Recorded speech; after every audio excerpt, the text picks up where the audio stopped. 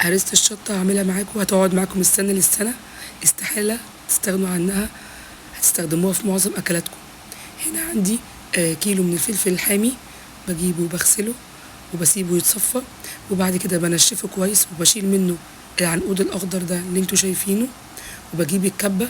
ده مقدار الأول كده نص كيلو، على كل نص كيلو بحط معلقة كبيرة من الملح. بخلص الفلفل كده كويس واتأكد انه نشفته واحدة واحدة كده، معلقة كبيرة من الملح. وفي الكبة كده بسيبه يطحن لمدة دقيقة كده أو دقيقتين، هوريهولكوا دلوقتي.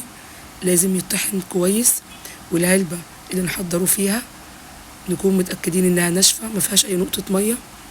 بصوا الخطوات دي مهمة جدا عشان يقعد معاكم من السنة للسنة، استحالة تستغنوا عنه في معظم الأكلات اللي تستخدموها. حطيت عليه 3 معالق كده من الزيت صغيرين، بس هي دي كده المادة الحافظة اللي هيقعد معاكم، هتخليه زي ما هو من السنة للسنة. هتحط العلبة دي في الفريزر، وفي حبة كده ممكن تخليهم على جنب في التلاجة في برطمان صغير. المهم دي أسهل طريقة ممكن تعملوها لهرسة الشطة.